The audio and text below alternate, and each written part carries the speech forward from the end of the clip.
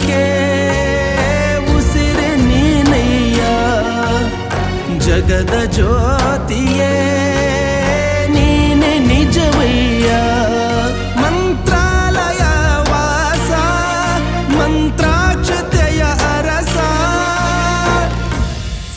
Guru Raghavendra Raghavendra Raghavendra Guru Raghavendra